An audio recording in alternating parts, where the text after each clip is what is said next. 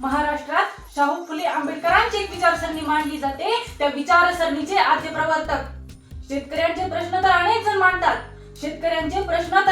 मांडतात, पण Hunter commission समोर साक्ष देताना शेतकऱ्यांच्या विदारक परिस्थितीवरती आसूड ओढणारे महात्मा. 100 विचारांपेक्षा एक आचार खूप श्रेष्ठ असतो असं म्हणत भारत मातेमध्ये स्त्री शिक्षणाचं बीज रुजवणारा पहिला समाज सुधारक. वय झाल्यावरती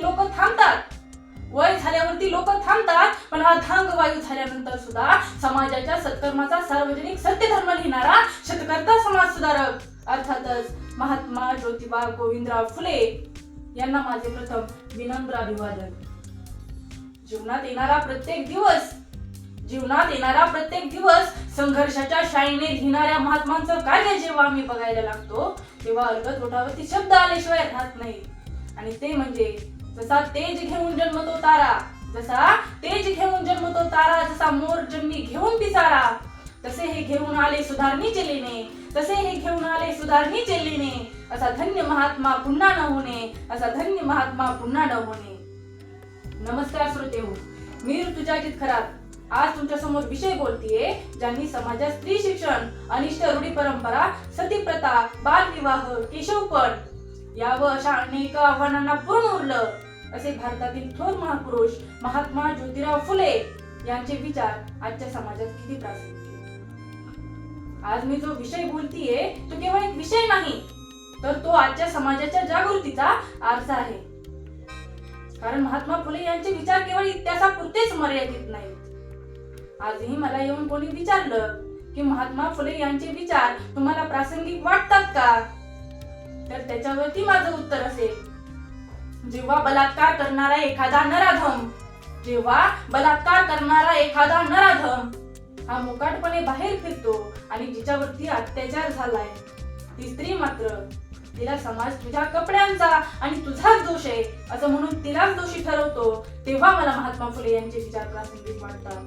जेव्हा जगाचा पोशिंदा मानला जाणारा शेतकरी स्वतः उपाशी मरतो आणि त्याच्यावरती जेव्हा आसमाना एवढं संकट येतं तेव्हा त्याच्याकडे समाज आणि सरकार सोयीस्करपणे दुर्लक्ष करते, तेव्हा मला महात्मा फुले यांचे विचार आज प्रासंगिक वाटतात.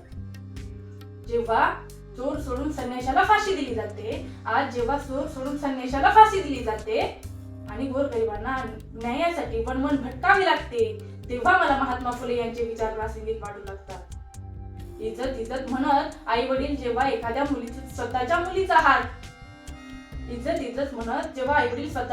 हात दारुडा असला तरी चालेल, व्यसनी असला तरी चालेल, भ्रष्टाचारी असला तरी चालेल, पण जात तिथलाच पाहिजे असं म्हणून एखाद्या मुलाच्या हातात देतात, तेव्हा मला महात्मा फुले यांचे विचार प्रासंगिक वाटतात. जेव्हा एखादी स्त्री गरोदर राहत नाही तेव्हा तिला दवाखान्यात नेण्याच्या ऐवजी एखाद्या भोंदूबाबाकडे नेलं जातं आणि तो भोंदूबाबा त्यांच्यावरती लैंगिक अत्याचार करतो आणि त्याच्या विरुद्ध समाजात एक जणही बोलत नाही, तेव्हा मला महात्मा फुले यांचे विचार प्रासंगिक वाटतात. जेव्हा संतांची भूमी म्हणल्या जाणाऱ्या महाराष्ट्रात बाई वाचवण्याच्या ऐवजी बाई नाचवली जाते, तेव्हा मला महात्मा फुले यांचे विचार प्रासंगिक वाटतात. जेव्हा एखादा गव्हर्नमेंट जॉब वाला मुलगा हसत एखाद्या बेरोजगार मुलीवर लग्न करतो, पण तीच वेळ जेव्हा एखाद्या मुलीवरती येते आणि तिला जर गव्हर्नमेंट जॉब असेल तर ती लगेच म्हणते की मी काय हा बेरोजगार नावाचा दगड माझ्या गळ्यात बांधून घेऊ का, तेव्हा मला महात्मा फुले यांचे विचार प्रासंगिक वाटू लागतात.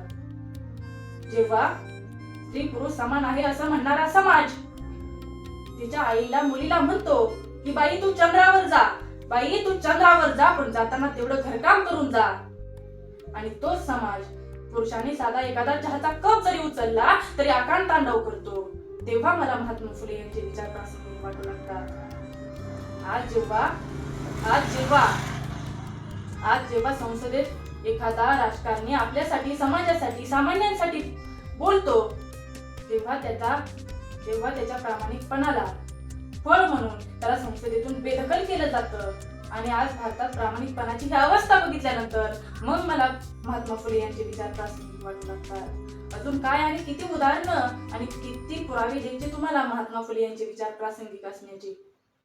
आणि हे सगळं बघितल्यानंतर आजही मनाला एक काटा टोचल्याप्रमाणे प्रश्न सतत टोचत राहतो, तो म्हणजे हाच का तो स्वप्नातला भारत, हाच आहे का तो स्वप्नातला भारत ज्याच्यासाठी वीर क्रांतिकारांनी आणि महापुरुषांनी रक्ताचं पाणी केलं आणि वेळ प्रसंगी बलिदानही दिलं? आज कुठे नेऊन ठेवला आपण आपला भारत? आज आपण 21व्या शतकात जगत आहोत.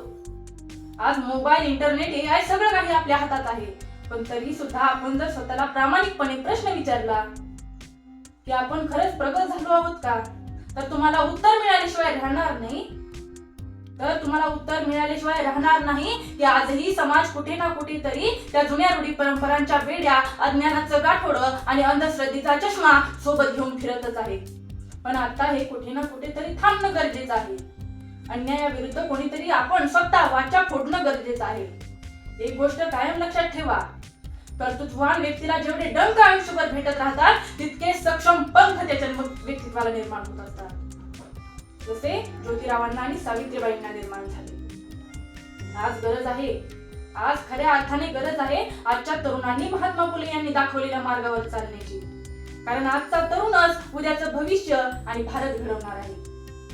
आपण जर अंधश्रद्धेला नकार दिला, शिक्षणाला महत्त्व दिलं, स्त्री पुरुष समानता स्वीकारली आणि मानवतेचा मार्ग स्वीकारला, तर खऱ्या अर्थाने आपण सावित्री ज्योतींचे विचार आपल्यामध्ये जिवंत ठेवू शकतो. आणि हा बदल जर करायचा असेल तर त्या बदलाची सुरुवात स्वतःपासूनच करायला हवी. कारण शिवाजी जन्माला यावा पण तो शेजारच्या घरात, ही विचारसरणी कालही होती, आजही आहे आणि उद्याही राहणार. फक्त आपण त्या विचारसरणीचा भाग असता कामा नये याची काळजी आम्ही घेणं गरजेचं आहे. आणि जाता जाता एवढंच म्हणावंसं वाटतं की सावित्री ज्योतिबा शिवाजी जिजामाता सगळे जन्माला यावे आणि तेही माझ्याच घरात, ही विचारसरणी तुम्ही कायम तुमच्या मनात ठेवावी. जाता एवढं म्हणावंसं वाटतं की तू अकेला नहीं है, तेरा जुनून तेरे साथ है, जो तेरे भीतर चले वही असली बात है. लाख अंधेरे हैं राह में फिर भी तू चमकेगा, क्योंकि तेरे हौसलों में सावित्री ज्योतिराव का हाथ है. तुम्ही सावित्रीबाईंनी आणि ज्योतिरावांनी केलेल्या संघर्षाची जाणीव कायम ठेवाल, हा आशावाद व्यक्त करते आणि थांबते. जय महाराष्ट्र. प्रेक्षक हो, तुम्हाला आमच्या स्पर्धकाचा व्हिडिओ नक्कीच आवडला असेल. आता या स्पर्धकाला जिंकवून देण्यासाठी तुम्ही सुद्धा मदत करू शकता. या स्पर्धकाचा व्हिडिओ लाईक करून, तसेच स्पर्धकाला प्रेरित करण्यासाठी त्या व्हिडिओवर कमेंट करून, आणि हो, जास्तीत जास्त लोकांपर्यंत हा व्हिडिओ शेअर करून. आणि हो, हा व्हिडिओ शेवटपर्यंत पाहिल्याबद्दल आपल्या सर्वांचे मनपूर्वक आभार.